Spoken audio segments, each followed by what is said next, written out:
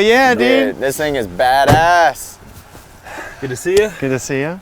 This is what your Gladiator should look like. And it should be out here. So it's like at this point, yeah, that cut off, and then We just saw Rich's Jeep. Yeah. Let's roll with it. Let's roll it. All right, so Rich's Jeep is awesome, and that's really what we're striving to build Ethan's Jeep out to become. That's what it's supposed to look like, for sure. He's got a new, I believe it's a 2021 Jeep Gladiator Rubicon, which basically the Rubicon is the off-road model with the suspension, with the locking diffs, all the stuff that we need. Just looking at the axial RC cars for me was very, very helpful, you know, on a small scale, because it's a lot harder to get up underneath the Jeep and look at all that stuff and see how it all functions. But the RC car, like right there, flipped over as he was demonstrating. In terms of this way versus up and down. And then it's just good to know, like, how the engine works and where the power goes, so that, you know, if you are on the trail, you can kind of fall back to that concept and kind of start to figure things out at least. Yeah, you know? I had no idea what a transfer case was. And it transfers energy from the transmission to the differential through drive shaft. Pinion comes in, it's a ring. So we're learning, and then seeing them in action with the actual axial race was so much fun. I mean, honestly, I can't wait to do that Losers!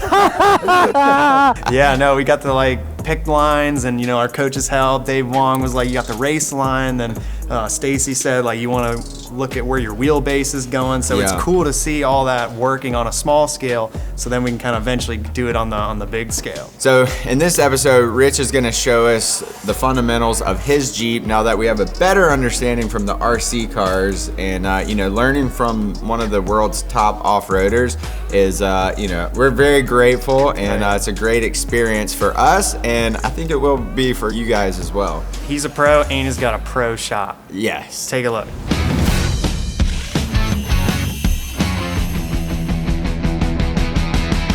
So this is what your Gladiator should look like. This is way cooler than yours. We're talking 37-inch tall tires, 4.5-inch lift, rock sliders. Underneath is a full skid plate, complete suspension package, bumpers front and rear. Like, this vehicle in and of itself is probably a 7 to 8 rated trail type vehicle. You're shooting for a 5. So if you shoot for this, you'll be able to get your 5. If you shoot for a 5, knowing your skills, you'll probably be good on a 3. So yeah, how does this match up to, say, like the RC Jeep that we were looking at? Yeah, so the RC Jeep, you saw the rock sliders, bumpers, control arms, tie rod, all the steering linkage, drivetrain, the motor, transmission, transfer case. Go watch that episode. Yeah.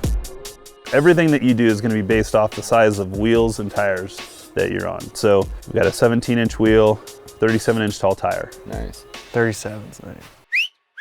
Quick question. What is the difference between like rims and wheels? And I've heard the term beadlock a lot. What is a beadlock? So a rim is what you put on your BMX bike. A wheel is what you put on your car. Okay. All right. Okay. A beadlock has a ring and bolts the ring to the wheel. All right, and what that does is it smushes the sidewall of the tire and holds the sidewall of the tire. So if you were rock crawling without beadlock, your tire could rip off the wheel. So why are beadlocks important? Well, we have to air down in order to get better traction. Right. Right. And you see how the tire folds over rocks and whatnot. Yeah, yeah. I mean, sometimes it's like. With What sound does it make? Let me get this straight then. Kind of comparing the RC car back to this. Yeah. We have our coiled over shock. It's not a coil over. There's no shock inside the coil. The shock is on the outside. It was behind the tire. I couldn't see it. Okay, Yeah. I see that. So when we do your lift, you're going to need to change the coil Okay.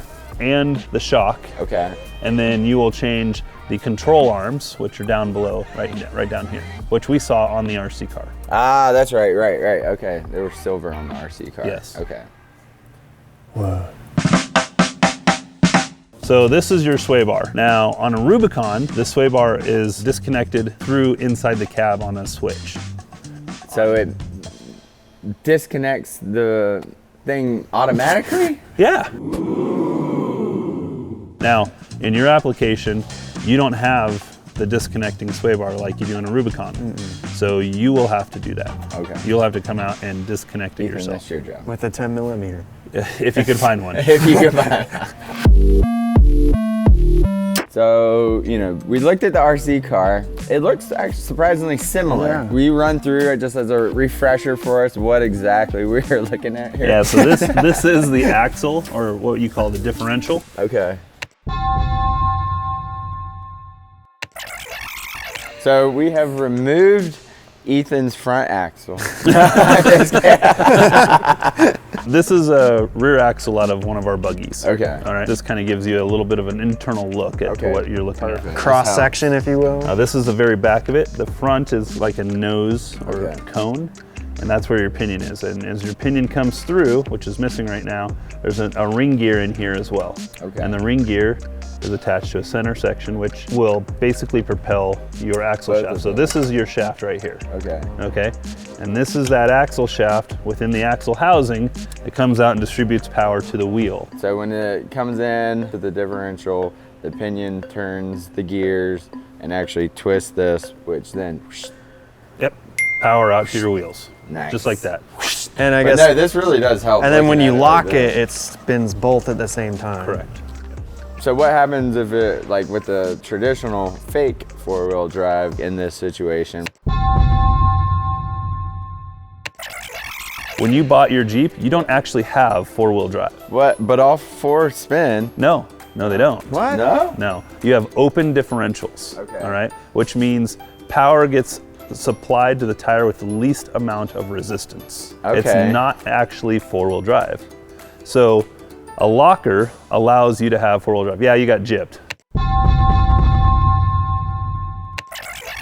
In a fake four-wheel drive, say this tire will lock up because it's hitting an object, maybe a rock or something, Yeah. and this tire has no traction, so it'll turn this one and not that one. That's what an open differential does. Hence not true four-wheel drive. Correct. Okay. So when you look at your Sport, you have a stock bumper on it. The bumper comes all the way out. So this bumper is a lower profile, gives you a better approach angle, has a winch built into it. Ooh. Of course, yep. That Makes is, cool noises. That's sick. So now that you guys have seen what your vehicle should look like, let's go put this one to the test and show you what kind of trail you're going to be on, and that would be a level 5. Let's do it. I'm ready. All right. Finally. Yeah. No more fake outs, right? No more? No. Okay. All right, let's go. Let's go. Shotgun. No!